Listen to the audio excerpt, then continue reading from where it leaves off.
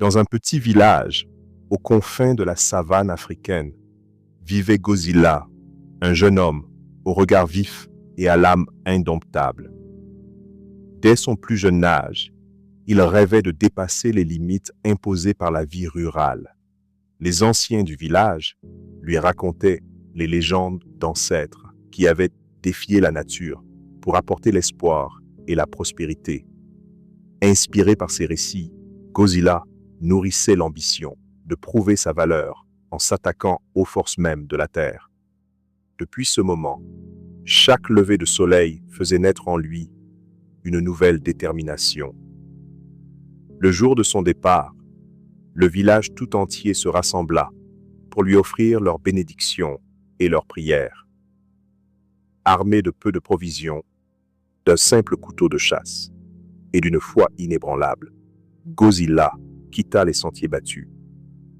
Il s'enfonça dans l'immensité de la nature sauvage, là où les légendes prenaient vie et où les mystères se cachaient derrière chaque bosquet et chaque vallée.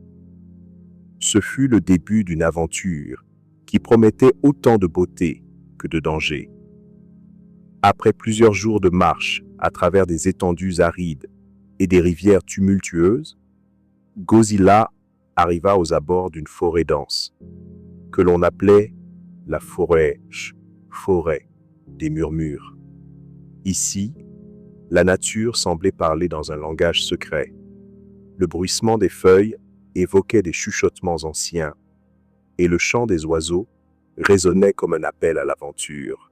Guidé par un instinct aussi puissant que la force de la vie, Godzilla pénétra dans ce domaine enchanté, ignorant les avertissements des anciens qui parlaient d'esprits gardiens et de pièges mortels.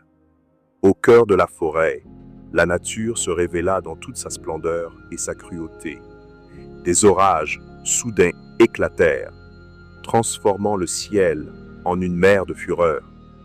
Les chemins se firent glissants et traîtres, et d'immenses arbres semblèrent se dresser contre lui, comme pour défendre leurs secrets. Godzilla dut affronter des bêtes sauvages, dont le rugissement glaçait le sang, et des rivières déchaînées qui menaient aux abîmes. Chaque pas était un pari risqué, une lutte incessante pour survivre face à une nature indomptable qui refusait de se soumettre. Alors qu'il s'enfonçait plus profondément dans l'inconnu, Godzilla rencontra l'épreuve ultime. Dans une clairière baignée par la lumière lunaire, alors que le calme trompeur précédait la tempête, la nature se déchaîna avec une violence inouïe.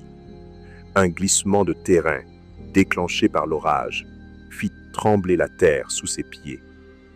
Pris au piège entre les rochers et les racines noueuses d'arbres centenaires, Godzilla se battit désespérément contre le destin.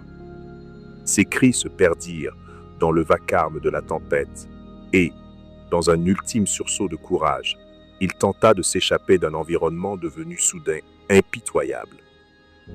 Au petit matin, lorsque le calme revint enfin sur la forêt, il ne resta de Godzilla que le souvenir d'un rêveur audacieux. Le village apprit avec douleur la tragédie de son départ, et les anciens murmurèrent que la nature, dans sa splendeur et sa rigueur, avait rappelé à l'homme sa place dans l'univers.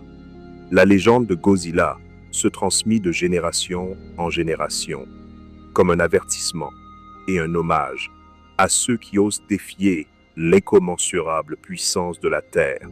Son histoire devint le symbole d'un courage intrépide et d'une fin tragique, rappelant que, parfois, même les âmes les plus vaillantes ne peuvent échapper à la loi implacable de la nature.